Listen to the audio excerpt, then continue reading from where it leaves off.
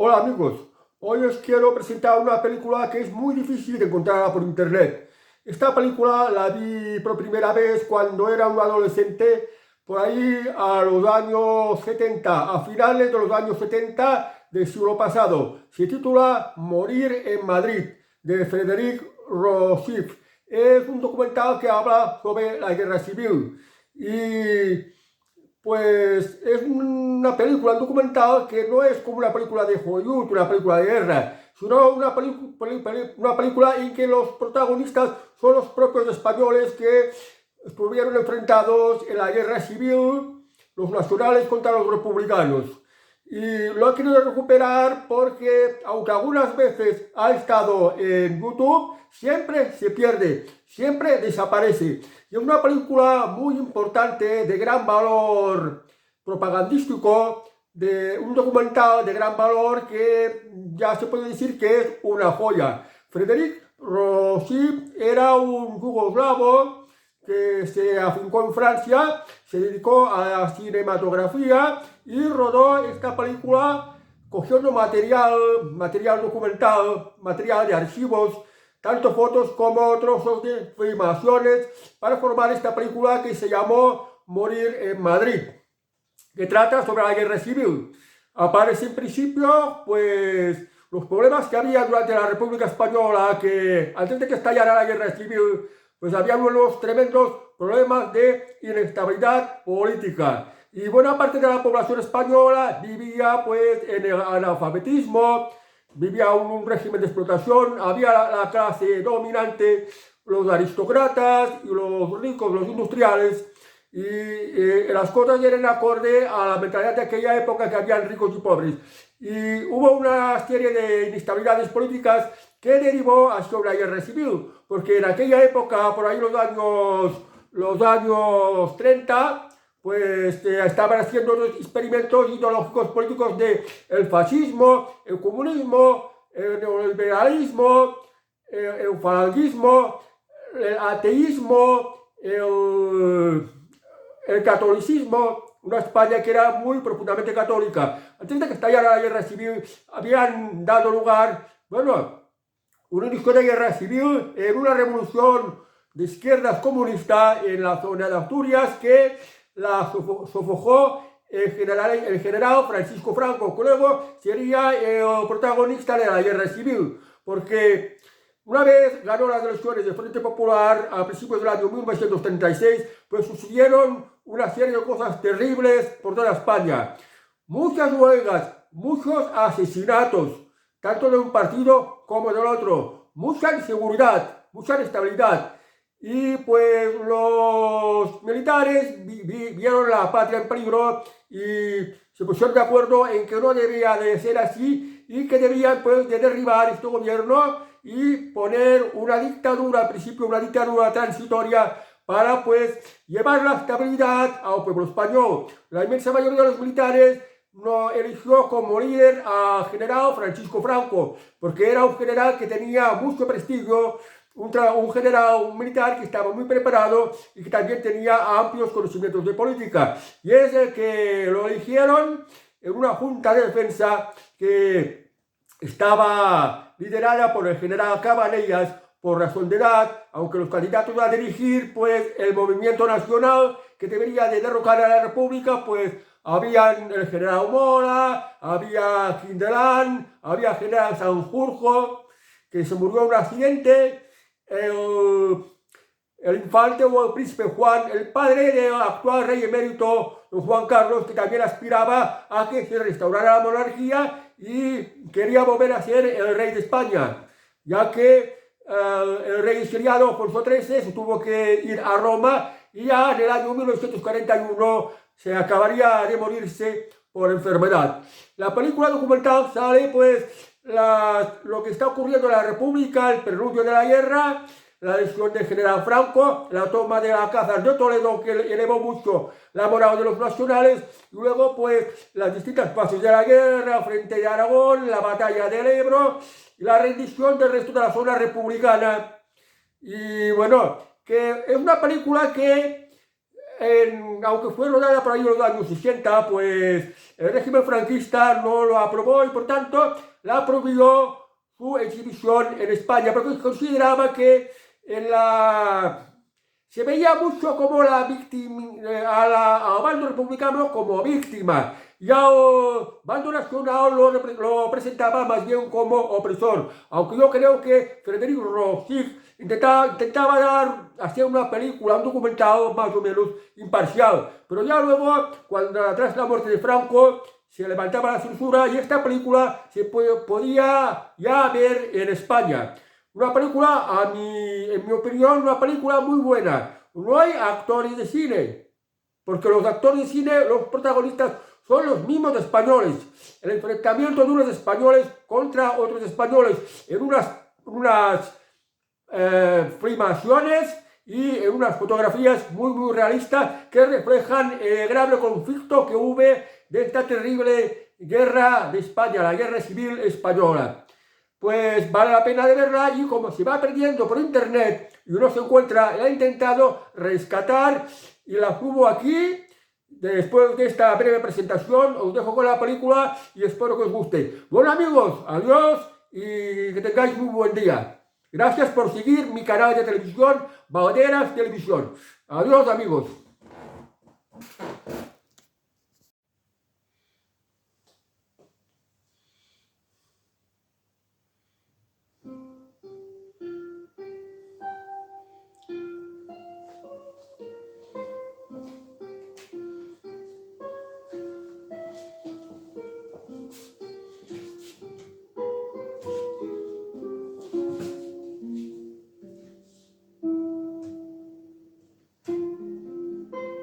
Morir en Madrid.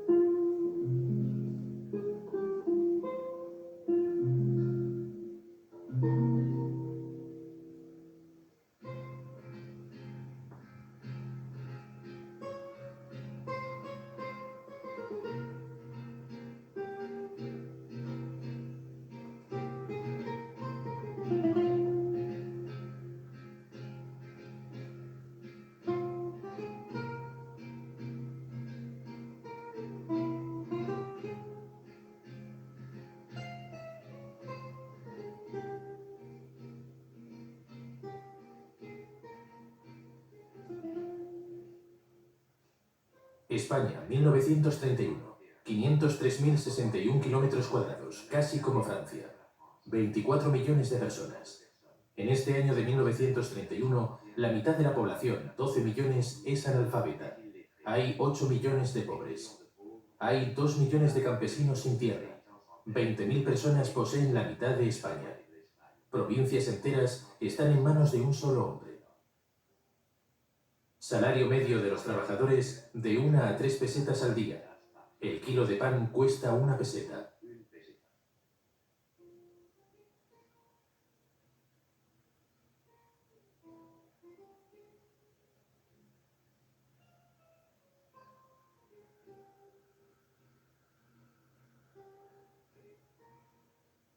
$20.000 religiosos, 31.000 sacerdotes, 60.000 monjas y 5.000 conventos.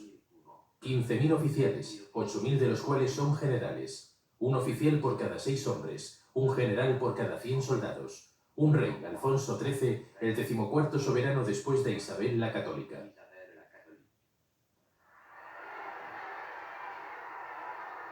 El 12 de abril de 1931, los candidatos monárquicos perdieron las elecciones municipales. El rey, Alfonso XIII, se retira. Se instaura la República por sorpresa.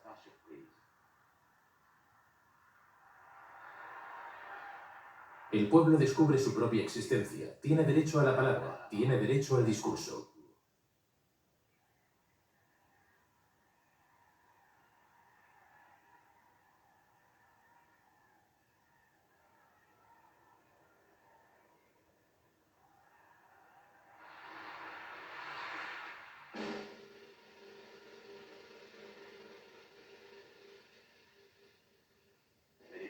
Pero los campesinos siguen sin tener la tierra, los obreros sin tener trabajo.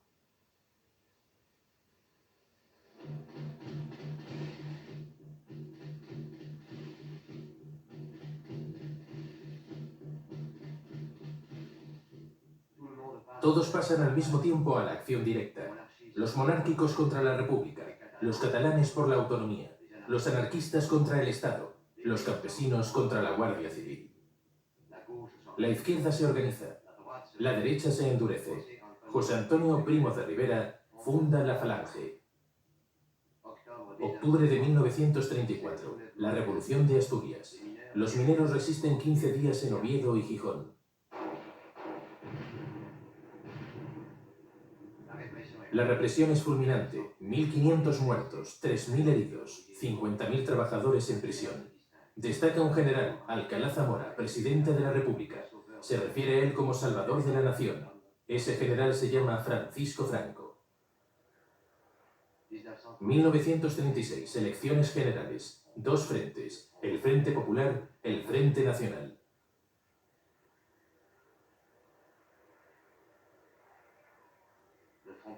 El Frente Popular gana con 4 millones de votos contra 3,5 millones de la derecha. Obtiene la mayoría absoluta en las Cortes, el Parlamento español. Por vez primera en España, el Frente Popular llega al poder. Los campesinos se apoderan de las tierras no cultivadas. Los mineros de Asturias son liberados. Se incrementan todos los salarios en un 15%.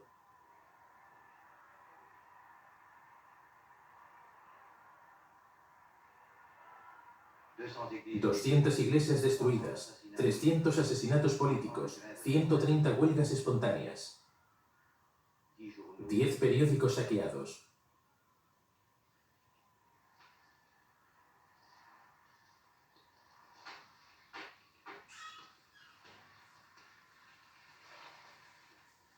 Varios generales protestan, se les manda al exilio, Franco a las Canarias, Godet a las Baleares. La persona sagrada de España está en peligro. En nombre de la España eterna, los carlistas, los monárquicos, la Falange, unidos bajo el estandarte de la Iglesia, preparan la rebelión. Del ejército en África a los cuarteles de Burgos circulan las consignas del complot. La contraseña: ¡Arriba España!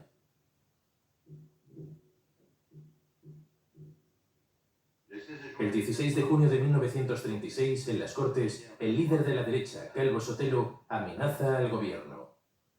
Contra este Estado estéril, yo propongo el Estado integral.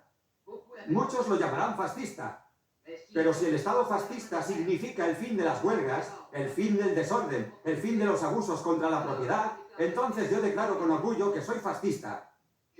Considero loco al militar que no esté dispuesto a sublevarse en contra de la anarquía, si esto fuera necesario. 3 semanas más tarde, Calvo Sotelo es asesinado.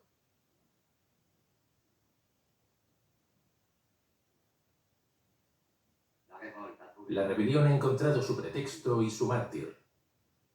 Madrid, 18 de julio de 1936. Huelga de camareros. De repente salta la noticia. El día anterior, las guarniciones de Marruecos se han alzado contra la República. Francisco Franco declara en la radio de Tetuán. A cuantos sentís el amor a España, a los que jurasteis defenderla de sus enemigos hasta perder la vida, la nación os llama a su defensa. El ejército ha decidido restablecer el orden en España. Sea por traición, por ardides o por convicción, Sevilla, Algeciras, Córdoba, Granada, Andalucía, Navarra, Oviedo y Zaragoza caen inmediatamente. El País Vasco, Málaga, Barcelona, Madrid resisten victoriosamente y desarman a los rebeldes. Franco declara: España está salvada. El presidente de la República, Manuel Azaña, proclama: la República sigue en pie. En realidad, empieza la guerra civil.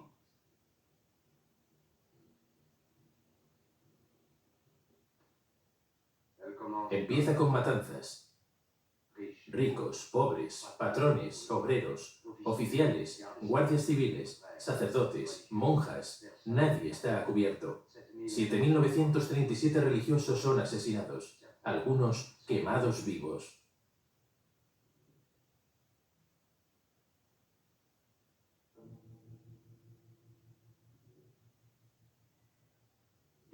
En ambos lados esperaban desde hacía tiempo este momento. En ambos lados se fusila. Hay ejecuciones sumarias.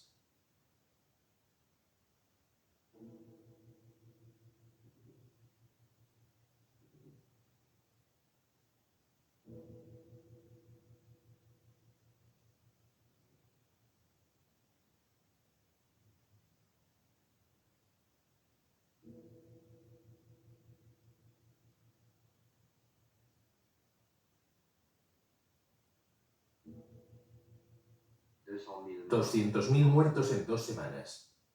El escritor Saint-Exupéry escribe: aquí se fusila como se tala árboles.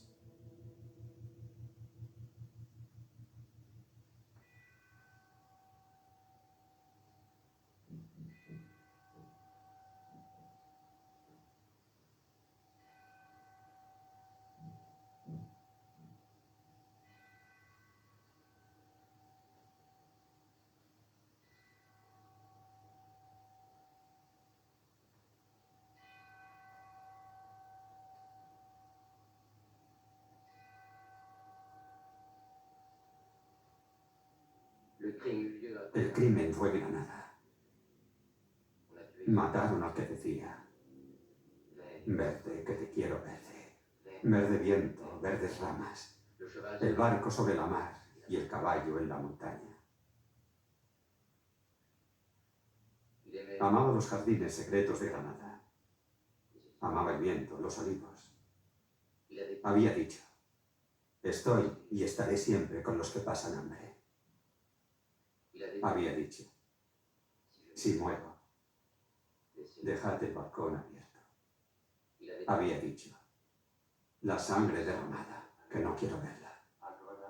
En Granada, en su Granada, fue arrestado, juzgado, condenado a muerte y ejecutado al día siguiente el poeta Federico García Lorca.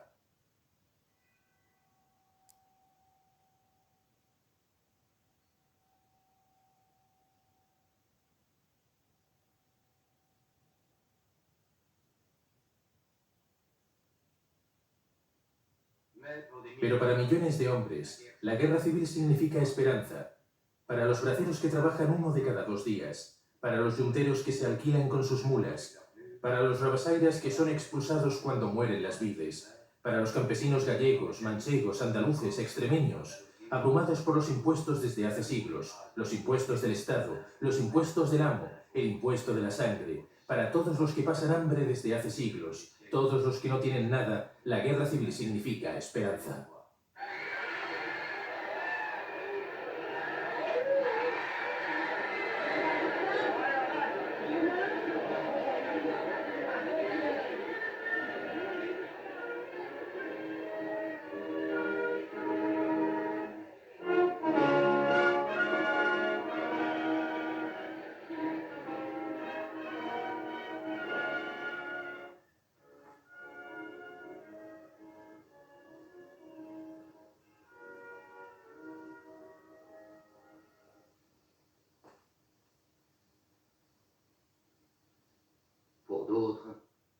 Dios, la guerra civil es la fe.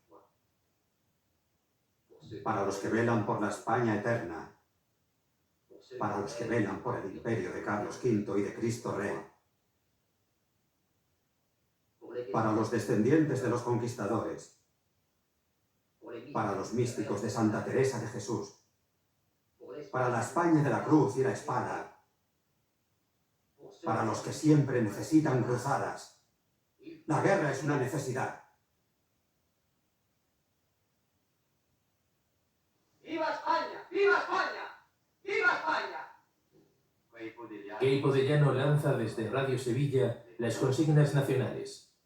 El general Mola organiza el Ejército del Norte, Franco el Ejército de África. La burguesía nacional aprende el nuevo gesto de moda, el saludo fascista.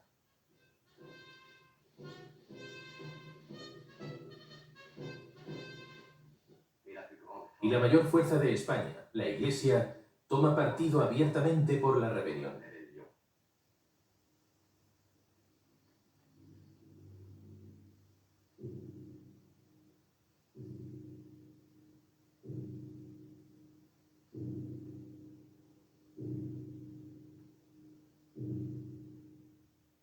Franco dice: somos católicos.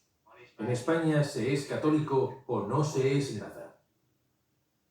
El jefe de Acción Católica dice: cruzados de España, hay que vencer. Vencer como siempre han vencido los españoles. Con la espada en la mano, el heroísmo en el corazón y la plegaria en los labios. El reverendo padre Ignacio Menéndez Reigada dice: el levantamiento no solo es lícito, es un deber. La guerra nacional española es una guerra santa, la más santa que registra la historia.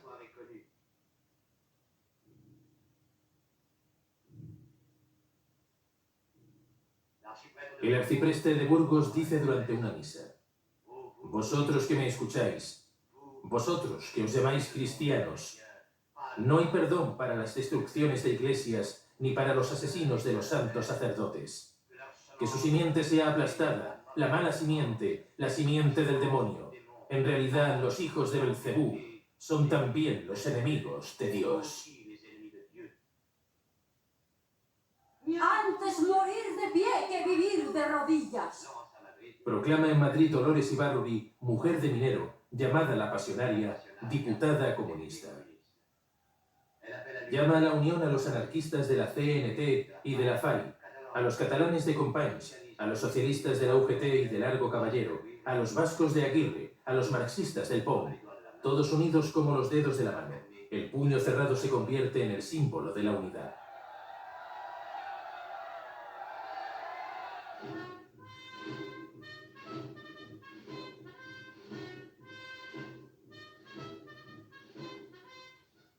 Para el bando rebelde, el alzamiento implica el fin de lo civil.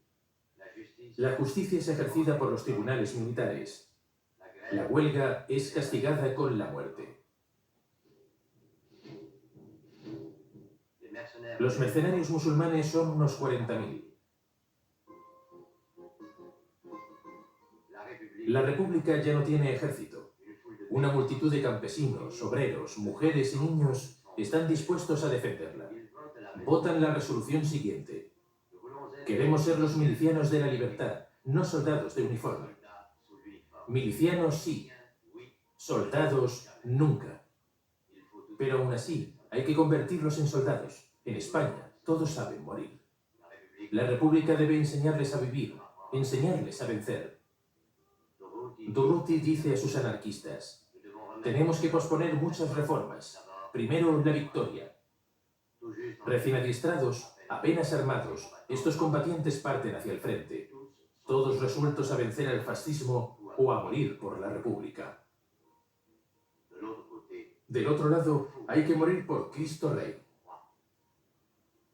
Las dos mitades de España se lanzan con ímpetu la una contra la otra. 22 de julio de 1936. La primera batalla en el puerto de Somosierra, defensa natural de Madrid.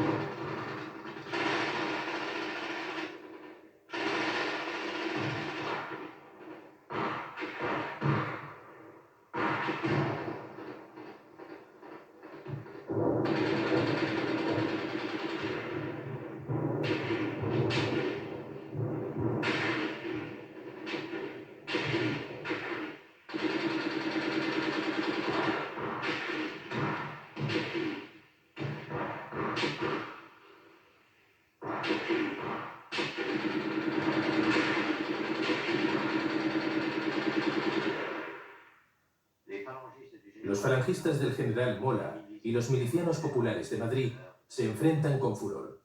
Cada piedra, cada árbol son defendidos con pasión. Se fusilan a los prisioneros, se rematan a los heridos en el campo de batalla. La primera amenaza sobre Madrid es detenida en Somosierra.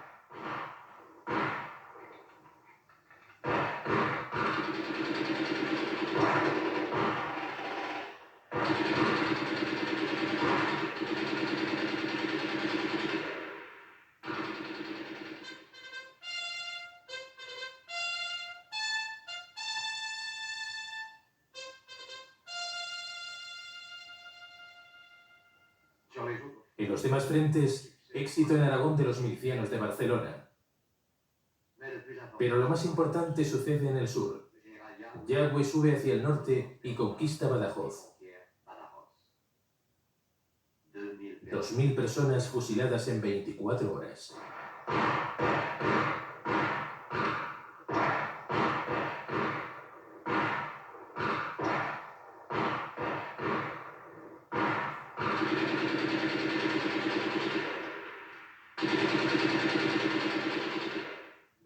En el norte, el general Mola ataca Irún. Objetivo, aislar a las provincias vascas de la frontera francesa. Sumergidos por el fuego, los defensores mueren en el campo de batalla. La población huye hacia Francia por el puente internacional.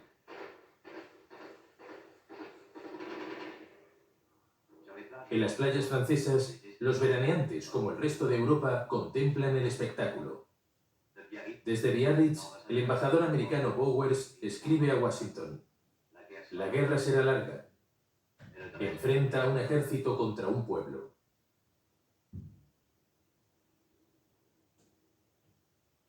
Este pueblo, cuyos primeros refugiados descubren el exilio.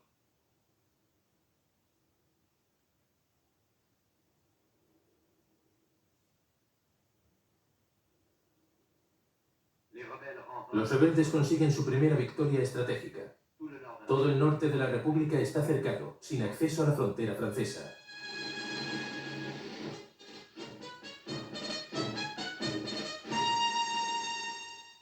En Toledo, capital de los antiguos reyes, los milicianos de la República son los dueños de la ciudad. El coronel rebelde Moscardó se ha atrincherado en la fortaleza del Alcázar con 1.300 soldados, 500 mujeres y 50 niños. El jefe de los milicianos telefonea al coronel Moscardó. Si el Alcázar no se rinde, fusilaremos a su hijo. Si quiere, hable con él. ¿Qué ocurre, hijo mío? Dice que me van a fusilar si el Alcázar no se rinde. Encomienda tu alma a Dios, hijo, y grita: ¡Viva España! Y muere como un héroe. Adiós, padre. Un abrazo. El Alcázar no se rinde.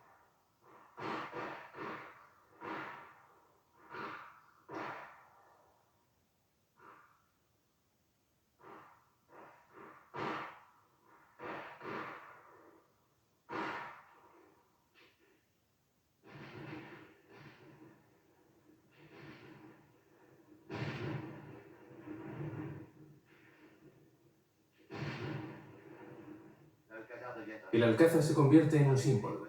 La República quiere acabar con él de una vez por todas. Se hacen venir de Asturias a los dinamiteros. Largo Caballero, jefe del gobierno republicano, acude en persona para asistir al asalto final.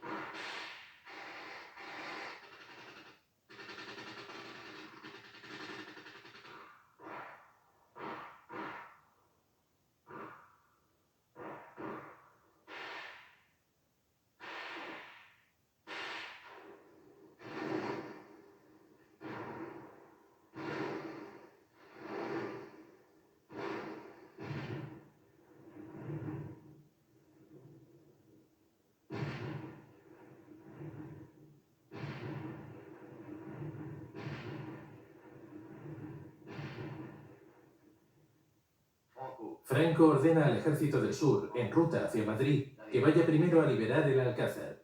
El 27 de septiembre del 36, el Alcázar es liberado después de 68 días de asedio. Franco viene en persona a felicitar a los defensores. Defensores del Alcázar, sois el honor de España.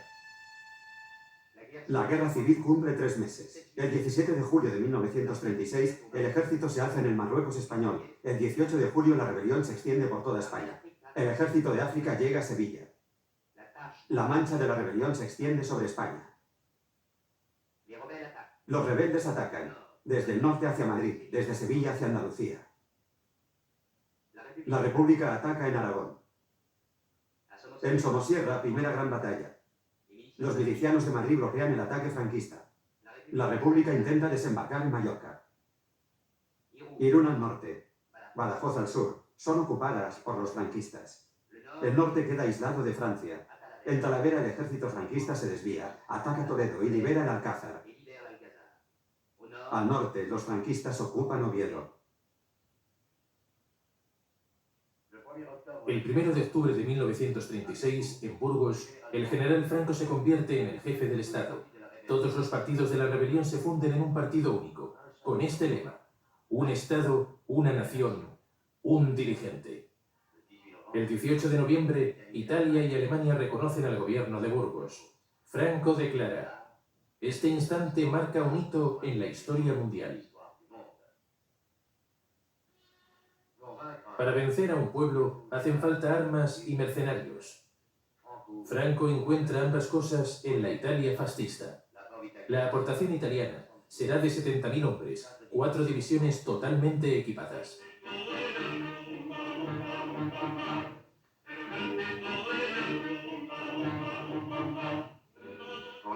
Para la defensa de la República hacían falta armas. Llegan en número muy inferior a las necesarias, de Francia, de México, de la Unión Soviética.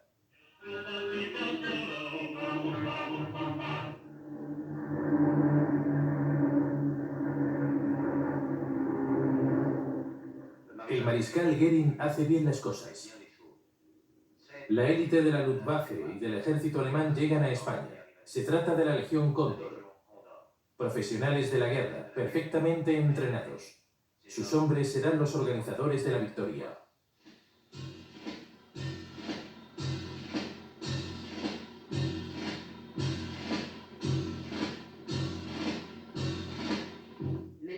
Pero los mejores aliados, los aliados más eficaces de la República, son estos. Abogados, torneros, estudiantes, albañiles, son las brigadas internacionales.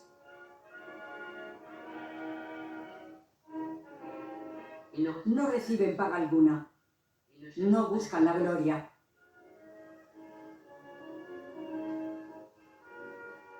Han venido de todo el mundo.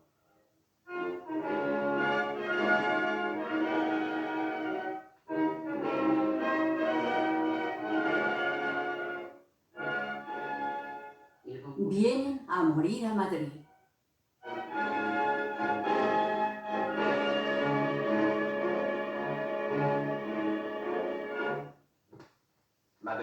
Madrid es el corazón. Los generales rebeldes, Franco, Mola, Queipo de Llano, Varela, Yagüe, la Falange, la Iglesia, quieren Madrid. El gobierno republicano se marcha de la capital. En las calles se grita: ¡Viva Madrid sin gobierno! Todos los hombres al frente. No pasarán.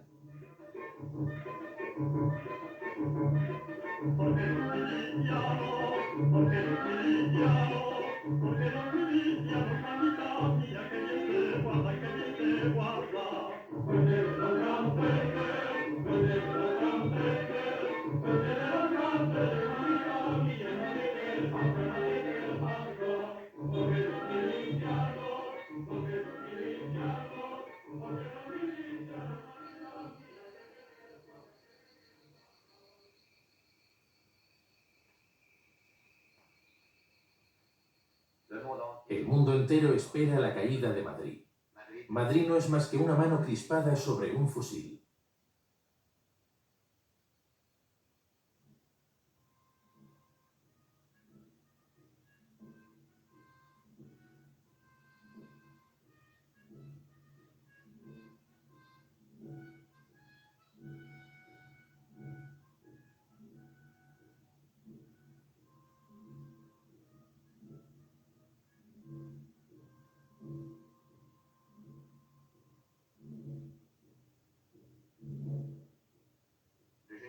El general Mola prepara el asalto final. 4 columnas convergen sobre Madrid.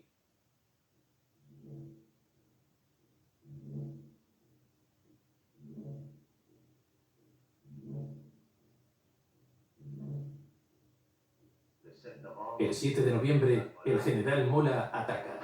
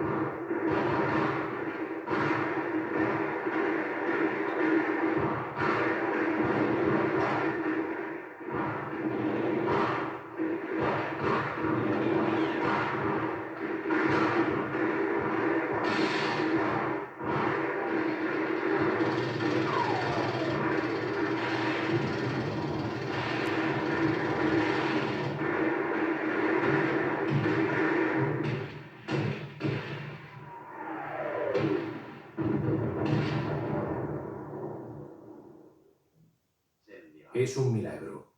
Los franquistas están bloqueados en los edificios de la ciudad universitaria. La 11ª y 12ª Brigadas Internacionales resisten.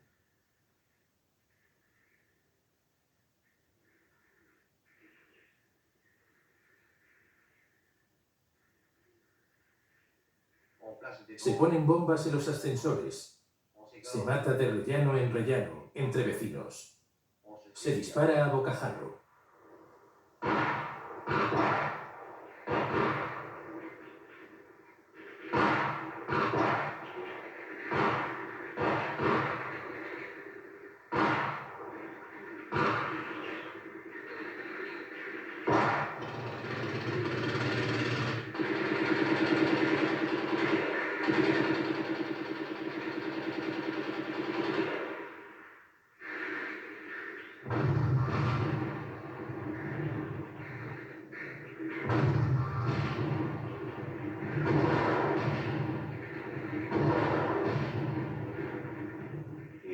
Y de repente, el frente se inmoviliza.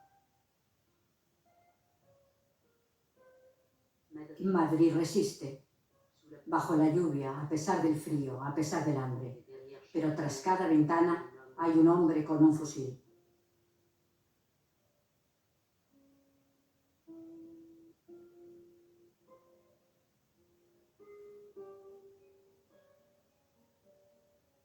Se evacúa a los niños. Las mujeres tienen que quedarse para llevar la comida a los hombres. Se evacúa a los niños. No queda ni una sonrisa en Madrid.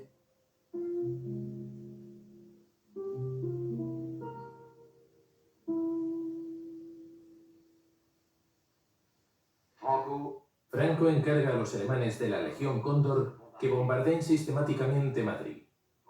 Es la primera vez en la historia mundial. Van a poder proceder a una nueva experiencia. La desmoralización del enemigo con bombardeos aéreos sistemáticos sobre la población civil.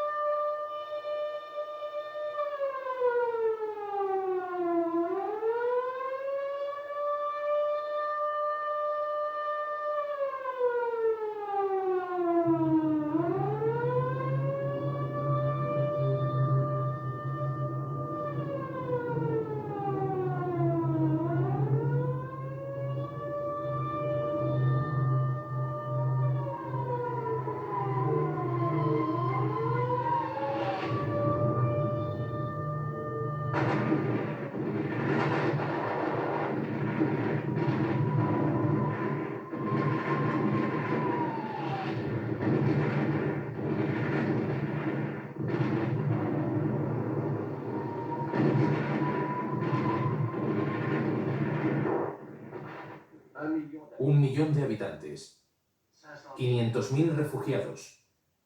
Los sótanos y el metro solo pueden contener a 100.000 personas.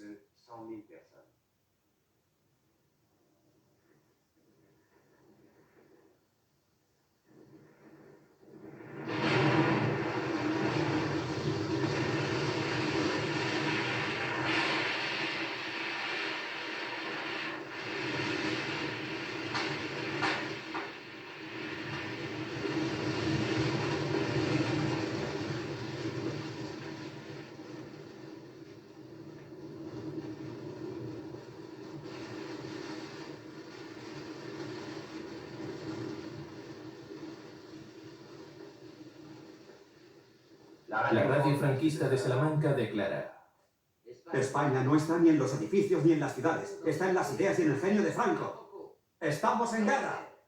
¡Adelante! Aunque haya que pasar por encima de nuestros muertos. También por aire, la aventura es internacional para la República.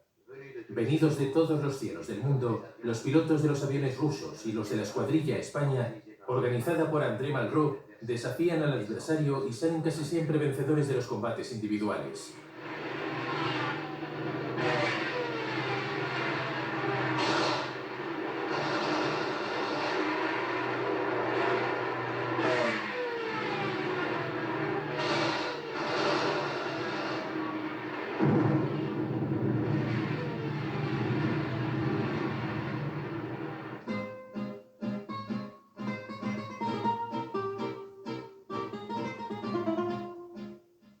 Madrid resiste.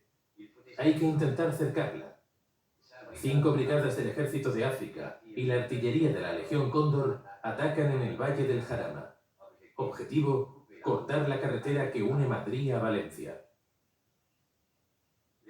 Las brigadas internacionales, los batallones Thälmann, André Marty, Abraham Lincoln, Garibaldi, Dimitrov y el batallón británico pasan a la contraofensiva.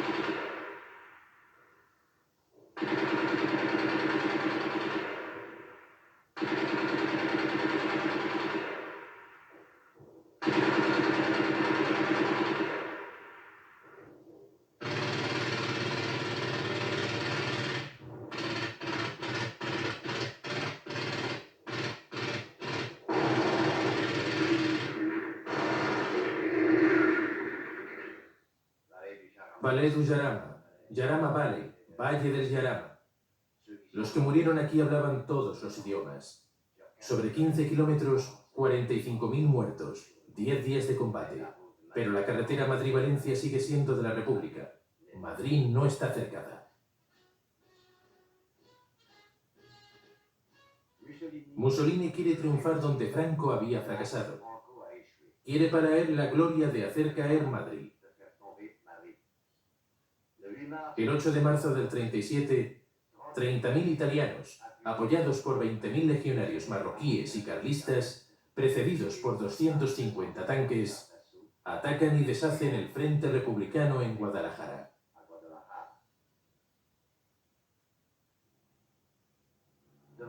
Ante el peligro, la división Lister se dirige al frente. Agrupados tras los tanques rusos del general Pavlov, contraatacan.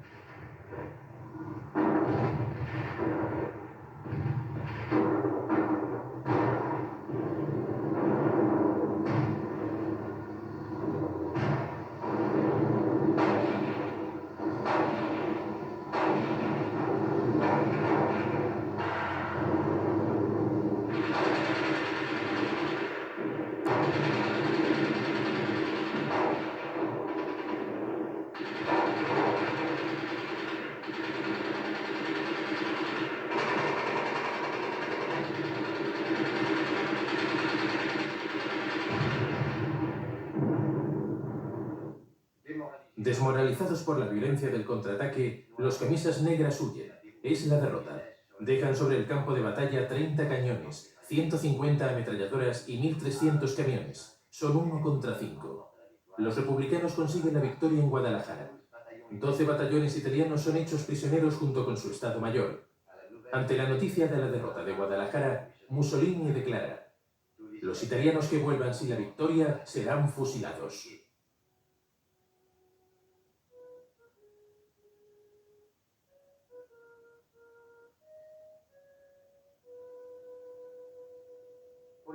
Para los diplomáticos, la guerra de España ha llegado demasiado pronto. El eje Roma-Berlín desea la victoria de Franco, pero los ejércitos alemanes e italianos no están listos para la guerra mundial. Francia y la Unión Soviética desean la victoria de la República, pero no quieren entrar en guerra. Inglaterra y los Estados Unidos, aislacionistas por principio, se refugian en la neutralidad más absoluta. Léon Blum, presidente del gobierno francés, solidario como socialista con la República Española, debe sacrificar sus convicciones a la paz civil en Francia. Inventa una fórmula: la no intervención en la guerra de España. Adolf Hitler aprueba la no intervención. Le sirve para sus designios: ganar tiempo. José Stalin trabaja para la victoria de la República Española, pero asegura sobre todo la seguridad de su país. Franklin D. Roosevelt preserva los principios de la vida americana, su doctrina, la neutralidad. Benito Mussolini proclama abiertamente su apoyo a Franco. Está dispuesto a luchar, pero no solo. Neville Chamberlain, primer ministro británico, desea llegar a un acuerdo con las dictaduras para salvar la paz. Para conciliar todas estas contradicciones, en Londres se reúne un comité. Todos los países miembros deciden oficialmente no intervenir en la guerra de España. Alemania envía la Legión Cóndor a Franco y acusa a la Unión Soviética de enviar tanques a la República Española. Italia envía un cuerpo expedicionario a Franco y acusa a Francia de traficar armas a la República Española. Inglaterra y los Estados Unidos desaprueban a todo el mundo. Y mientras tanto, la Legión Cóndor y el cuerpo expedicionario italiano contribuyen activamente a la victoria de Franco.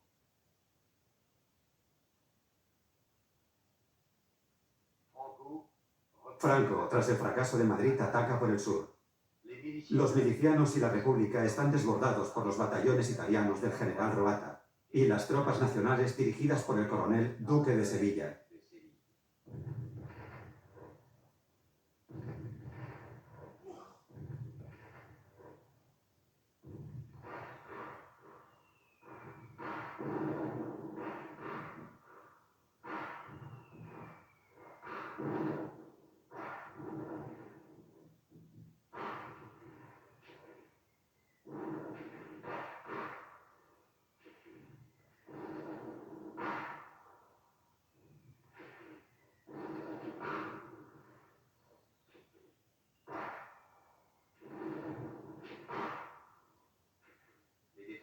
Las defensas republicanas han cedido. Málaga es asediada.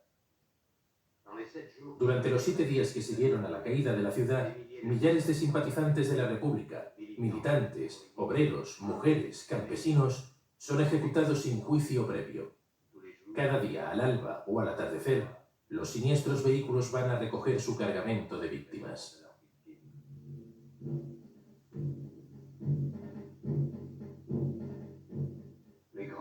Las grandes matanzas provocan la indignación de un testimonio directo, George Bernanos, en su libro Los grandes cementerios bajo la luna.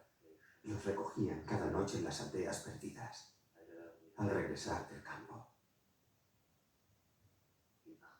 Se iban para el último viaje, la camisa pegada a las espaldas por el sudor, los brazos aún llenos del trabajo del día, dejando la cena servida sobre la mesa, y la mujer que llega demasiado tarde al umbral del jardín, sin aliento, con un pequeño fardo atado con una servilleta nueva. Adiós. Recuerdos. No despertéis a los niños. ¿Para qué? Me llevan a prisión, ¿verdad, señor? Exactamente, responde el asesino, que a veces no tiene ni 20 años. Queipo de Llano declara: buscaré a mis enemigos allí donde estén, y si están muertos, los fusilaré de nuevo.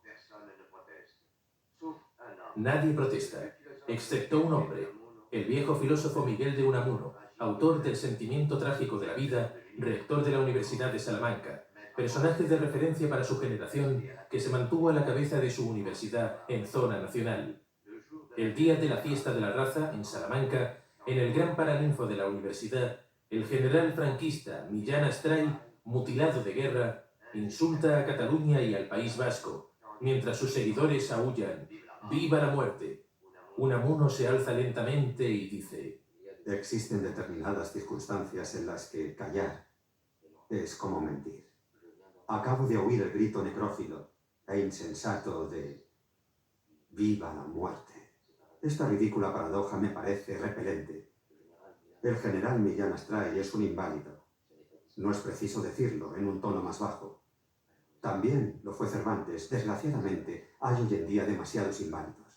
Me duele pensar que el general Millán Astray pueda dictar las normas de psicología de las masas. Un inválido que carezca de la grandeza espiritual de Cervantes, que era un hombre, no un superhombre, viril y completo, a pesar de sus mutilaciones. Un inválido, como dije, que carezca de esa superioridad de espíritu, suele sentirse aliviado viendo cómo aumenta el número de mutilados alrededor de él. Venceréis, pero no convenceréis. Venceréis porque tenéis sobrada fuerza bruta, pero no convenceréis, porque convencer significa persuadir. Y para persuadir necesitáis algo que os falta: razón y derecho en la lucha. Me parece inútil pediros que penséis en España. He terminado. Bajo arresto domiciliario, Miguel de Unamuno, con el corazón roto, moriría unas semanas después.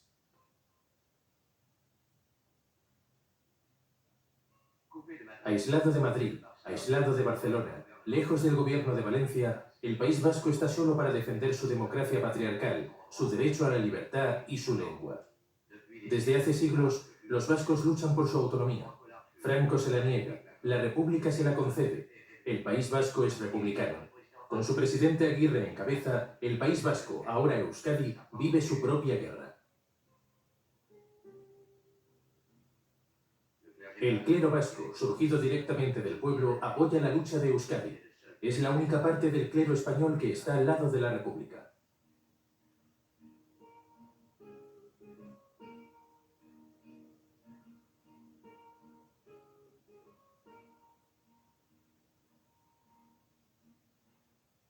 Para el País Vasco, vecino de Asturias, los primeros momentos de la guerra civil fueron bastante sencillos.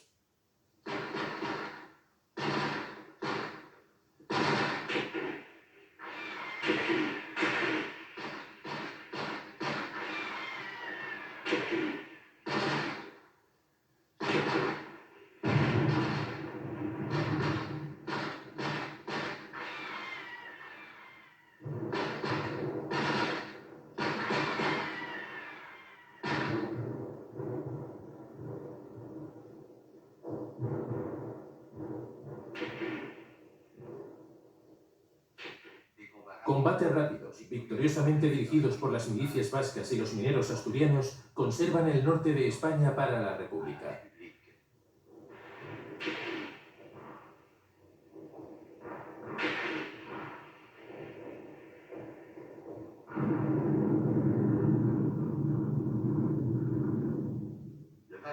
El 22 de marzo de 1937, Franco decide la ofensiva contra el País Vasco. El general Mola lanza un ultimátum. He decidido terminar rápidamente la guerra en el norte.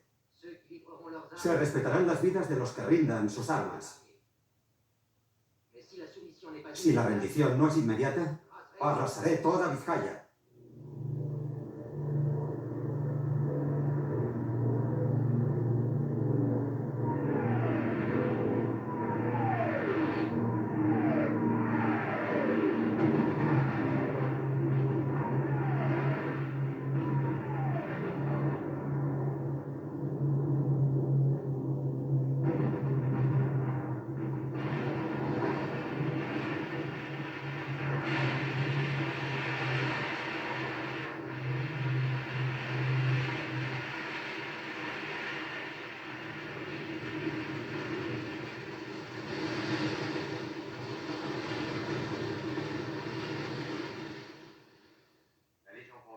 La Legión Cóndor experimenta con un nuevo método llamado el bombardeo alfombra. Los resultados meticulosamente fotografiados fueron comunicados a Berlín y juzgados como muy interesantes por el mariscal Goering, jefe de la Luftwaffe.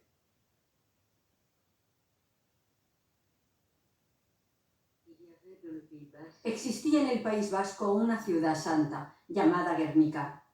Desde hace siglos, frente al viejo roble de Guernica, el rey de España acudía una vez al año a prestar el juramento: respetará las libertades de los vascos. Bajo el roble de Guernica la Santa, antiguamente, se venía a impartir justicia. El domingo 26 de abril de 1937 era, como todos los domingos, día de mercado en Guernica. A las 5 de la tarde venían de las 4 colinas que cierran el horizonte de Guernica. A las 5 de la tarde.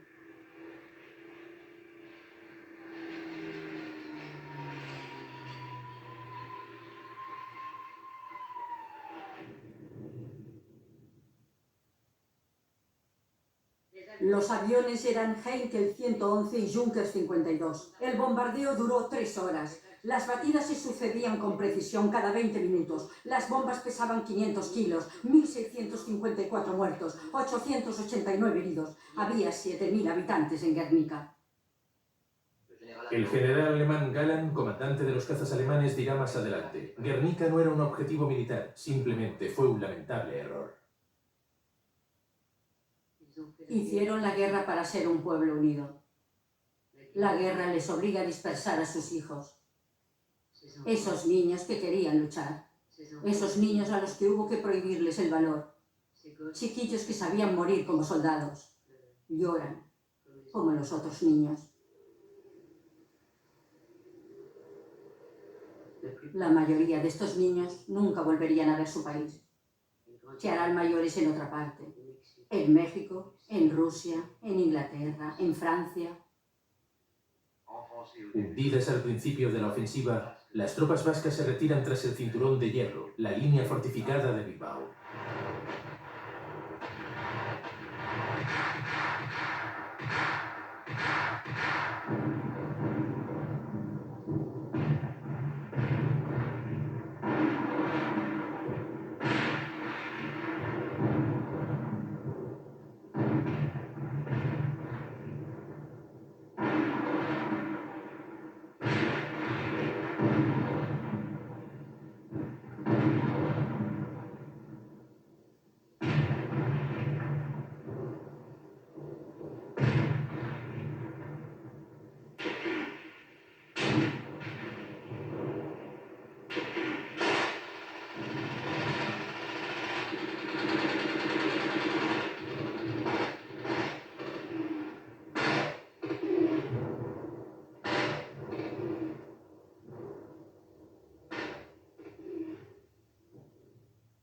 La artillería italo-alemana del ejército franquista ha roto el cinturón de hierro. El ejército vasco, abrumado por la superioridad mecánica, libra a 1 contra 3 un combate de retaguardia. Bilbao ha caído, pero la matanza del pueblo vasco, culpable del crimen de no rebelión, provoca un escándalo en el mundo católico. Para responder a tanta indignación y a petición de Franco, el cardenal Gumá y Tomás, primado de España, hace llegar a los obispos del mundo entero una carta colectiva. En este momento, la única esperanza para reconquistar la paz y la justicia es la victoria del movimiento nacional. Durante la noche del 27 de octubre, 16 sacerdotes vascos son ejecutados, 278 encarcelados, 1.300 son considerados indeseables. ¿Su crimen? Haber mantenido la presencia de Cristo en la República. Después de estos asesinatos, François Mauriac responde: nosotros decimos que los crímenes cometidos no son los que aparentan ser. Hay muchos más. En el Sagrado Corazón está oculto el verdadero número, conocido por aviadores alemanes e italianos, al servicio de un jefe católico y de quien se dice soldado de Cristo. Decimos que allá hay una bolsa de horror cuyas consecuencias son comprobables. ¿De quién es el reino de Dios sobre la tierra? En 8 semanas, el norte es completamente ocupado por las fuerzas de Franco.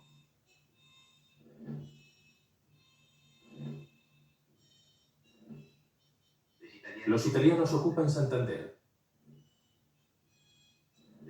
Los legionarios y los marroquíes ocupan Gijón.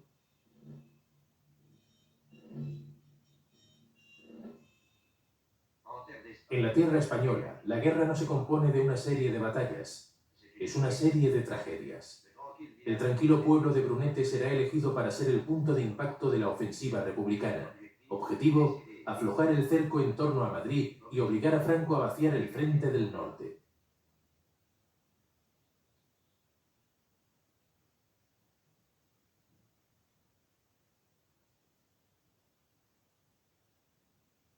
Incapaces de aprovechar su éxito inicial, los republicanos pierden tiempo y permiten que el general franquista Varela organice el contraataque.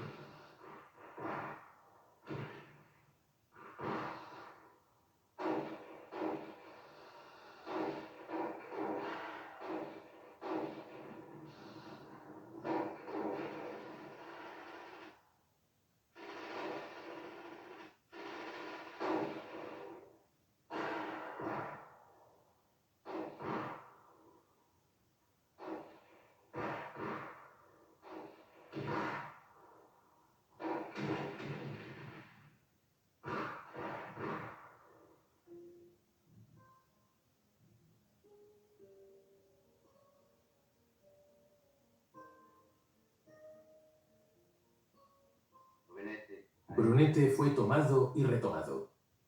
Para conquistar estas ruinas bajo el sol, 12 días de batallas, 40.000 muertos. La República ha ganado 5 kilómetros. Un mes después de la batalla de Brunete, la República ataca de nuevo. Centro del ataque, la pequeña ciudad de Belchite. Desde el inicio de la insurrección, Belchite y Zaragoza resisten ante los milicianos de la República.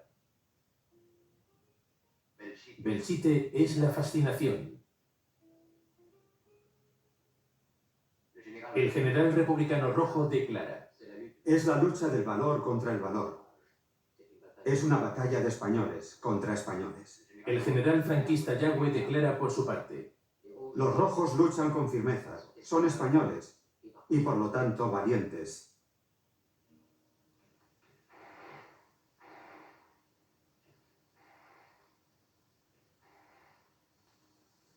La República ha conquistado Belchite. Ha ganado tiempo. Ha perdido demasiados hombres.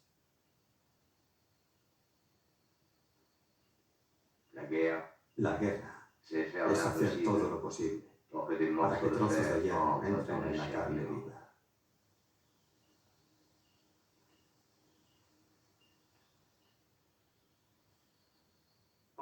Mientras se lucha en el País Vasco, en Brunete, en Belchite, mientras se lucha en Madrid, el gobierno de la República tiene su sede en Valencia. Los consejos de ministros se suceden. Un presidente del consejo sustituye a otro, siguiendo el juego clásico de las democracias. Giral, Largo Caballero, Negrín, uno tras otro, la misma política o la misma impotencia de política. El poder de decisión está en otra parte. El general Miaja en Madrid. El presidente Companys en Barcelona. El presidente Aguirre en Bilbao. Los problemas reales también son múltiples. La República debe hacer la guerra y conseguir implantar la reforma agraria. Debe alimentarse y alimentar a los que combaten. Debe dar a la vez el gusto por la libertad y el gusto por la cultura. Debe hacer frente a la vez, en nombre de la lucha común, a todas las exigencias de los partidos. Son muchos y están divididos. El POUM, partido de extrema izquierda, quiere la victoria y al mismo tiempo la revolución. Los anarquistas de la CNT y de la FAI, que cuentan con el apoyo de la mayoría de los trabajadores, quieren la victoria sin la disciplina, el pueblo sin el Estado. El Partido Socialista y el Partido Comunista están en posesión del poder efectivo. El Partido Socialista por el número de sus diputados, el Partido Comunista por su dinamismo y por las armas rusas. Pero los conflictos políticos se resuelven armas en mano y con la movilización en la calle.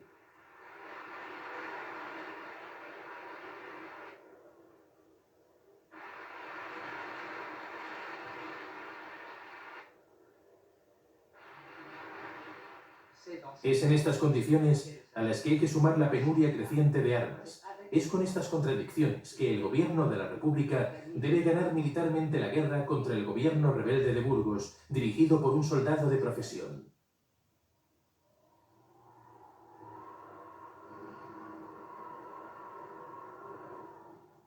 En pleno invierno, apremiados por las dificultades internas, obsesionados por el temor a una nueva ofensiva de Franco sobre Madrid, los republicanos atacan Teruel.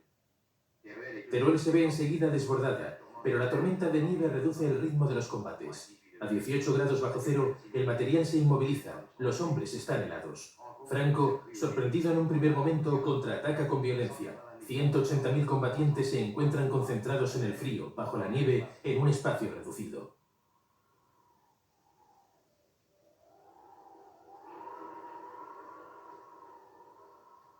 Cuando el tiempo lo permite, 100.000 republicanos se lanzan al asalto de Teruel.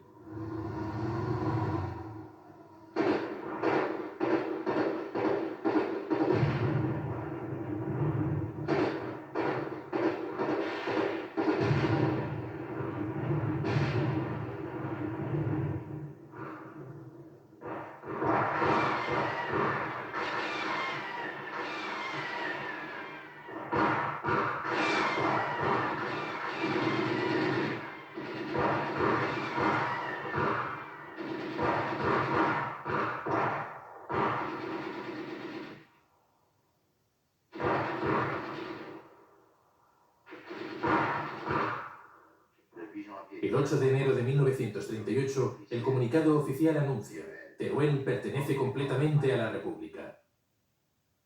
10 días después, Teruel es de nuevo sitiado. El ejército de África, con el apoyo de los tanques italianos, contraataca.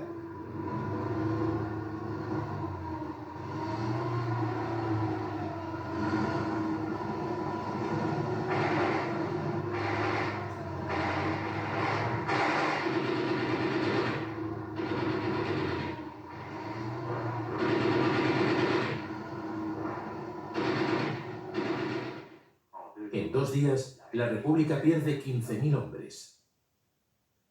Sobre las ruinas de Teruel ondea la bandera franquista.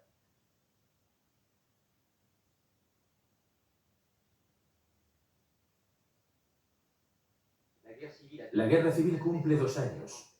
15 de diciembre de 1937, Teruel. La República ataca el punto más avanzado de la zona franquista. Teruel es tomado. 7 de febrero de 1938. Contraataque victorioso de los franquistas. El frente está hundido en Aragón. Llegarán al mar en Vinaroz el 15 de abril.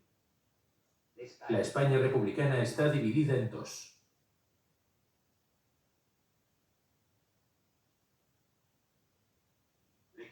El equilibrio está definitivamente roto. El ejército republicano, exhausto, mal equipado, se retira sobre todos los frentes. Las tropas de Franco llegan al Mediterráneo, en Vinaroz, el 15 de abril de 1938. La República está cortada en 2. Madrid está separada de Barcelona.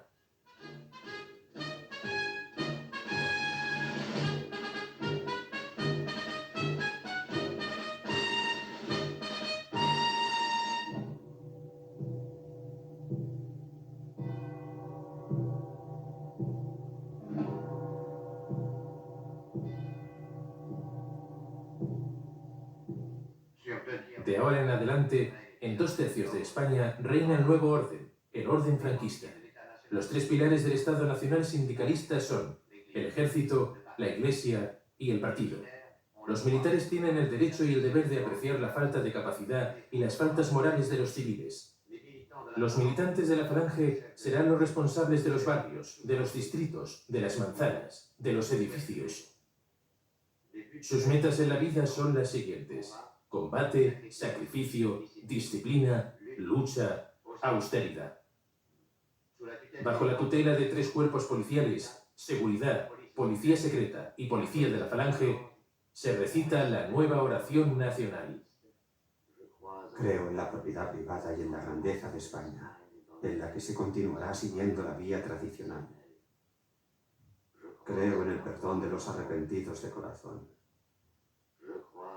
Creo en la resurrección de los antiguos gremios organizados en corporaciones y en la tranquilidad permanente.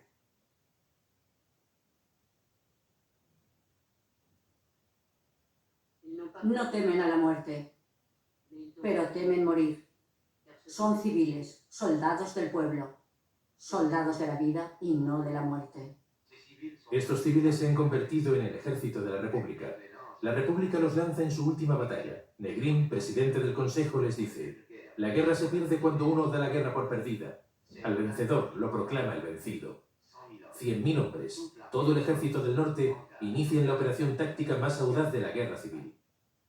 El general Modesto conducirá sus tropas durante la última ofensiva republicana, el Paso del Ebro.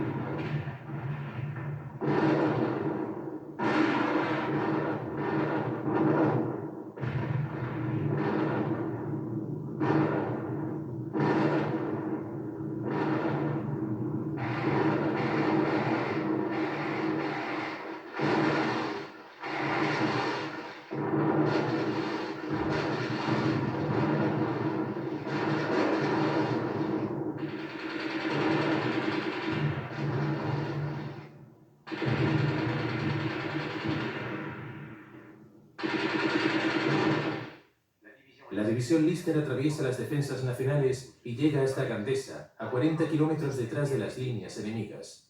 Lister dice a sus oficiales: si alguien cede una pulgada de terreno, deberá recuperarla al frente de sus hombres o será ejecutado.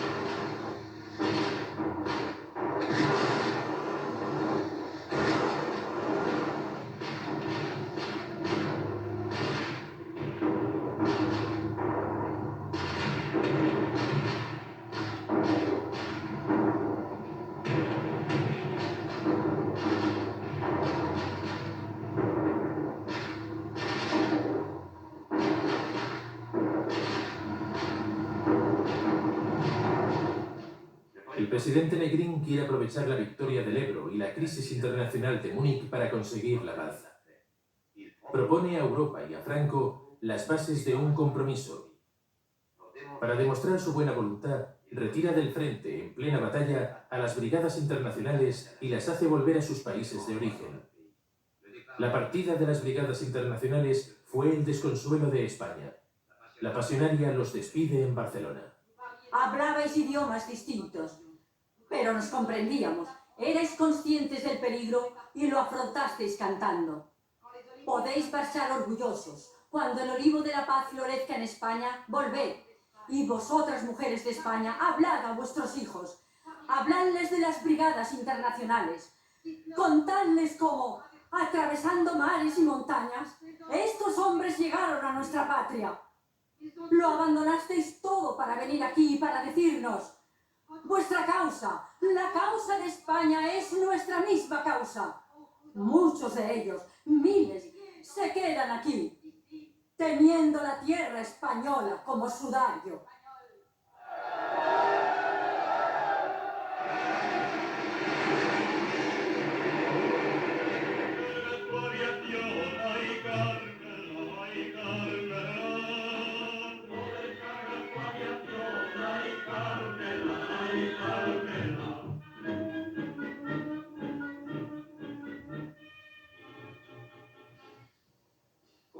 Rechazando las ofertas de paz de Negrín, Franco quiere y prepara la victoria total.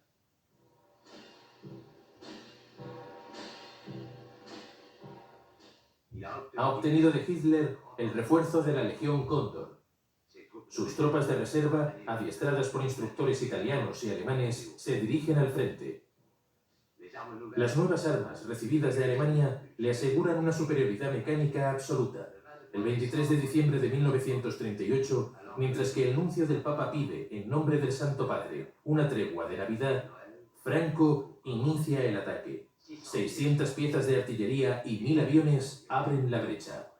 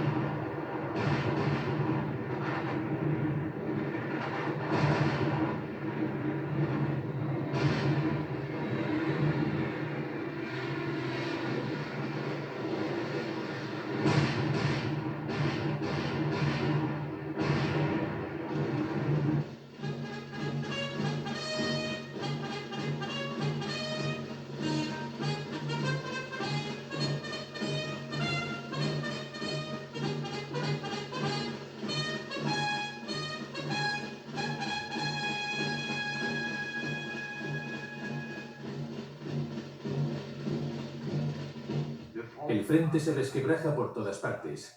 El Ejército Nacional barre Cataluña, pero Serrano Súñer, secretario general de la Falange, desconfía. Dice: La entusiasta acogida que la población ha hecho a nuestras tropas no debe ilusionarnos. La población, cuya conducta he podido examinar personalmente, está enferma política y moralmente. Barcelona será tratada por nosotros, por consiguiente, al principio, como a un enfermo.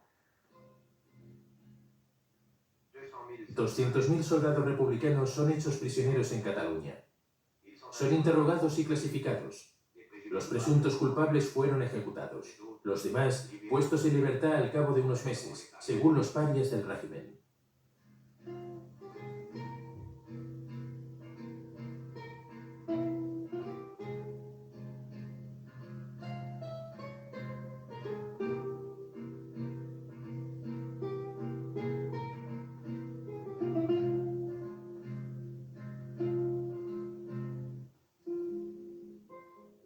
El fin de Cataluña fue el inicio de un gran éxodo.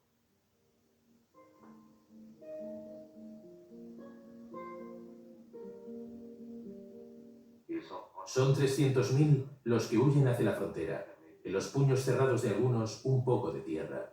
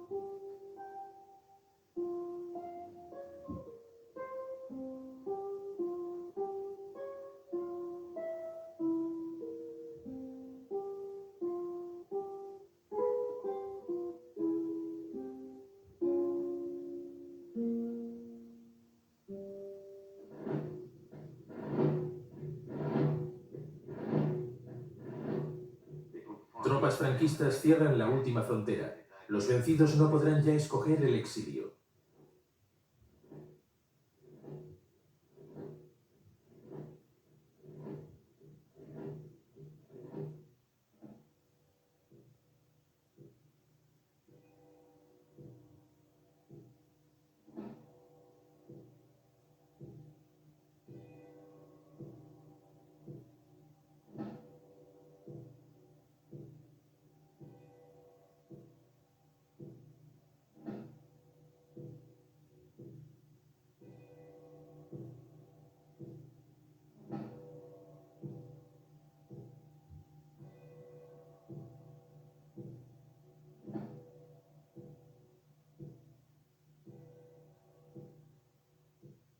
Los niños catalanes aprenden un nuevo saludo.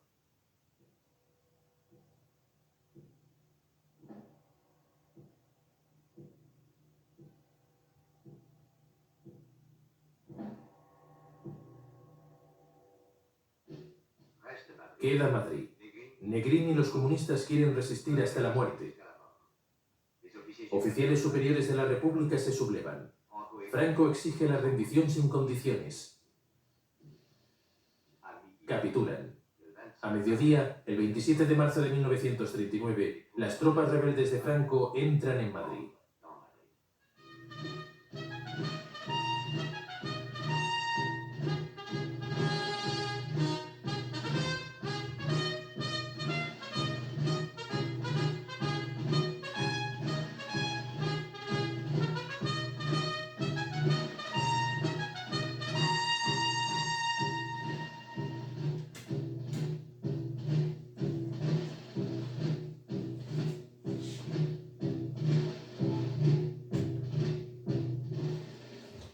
Para Franco es el tiempo de la victoria. Mussolini le telegrafía. Os agradezco que hayáis otorgado a las tropas de legionarios el gran honor de desfilar frente a usted en el Madrid reconquistado para la España una, grande y libre, que está construyendo.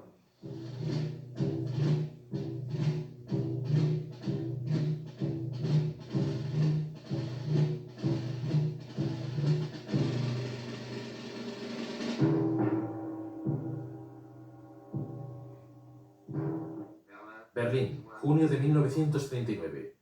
Hitler pasa revista a la Legión Cóndor. Son la élite del ejército alemán. 3 meses más tarde, entrarán en Varsovia. 1 año más tarde, en París.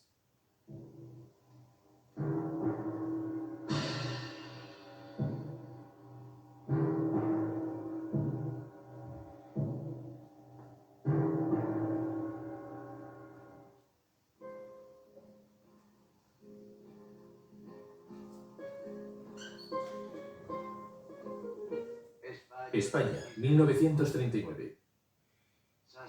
503.061 kilómetros cuadrados, casi como Francia. Hay 2 millones de prisioneros, 500.000 exiliados. En 3 años, 1 millón de muertes violentas. Un único partido, la Falange. Un único jefe, el caudillo. El 31 de diciembre de 1939, Franco proclama: Lo que necesitamos es una España unida, consciente. Es preciso liquidar los odios y las pasiones de nuestra pasada guerra, pero no al estilo liberal, con sus monstruosas y suicidas amnistías, que encierran más de estafa que de perdón. Debe ser cristiana, gracias a la redención de la pena por el trabajo, con el arrepentimiento y con la penitencia.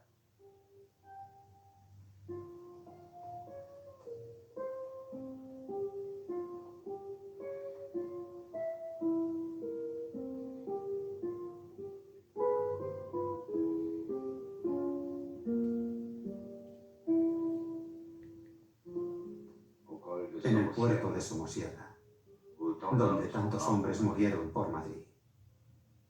En el puerto de Somosierra, al alba, como cada día, un hombre vuelve al trabajo.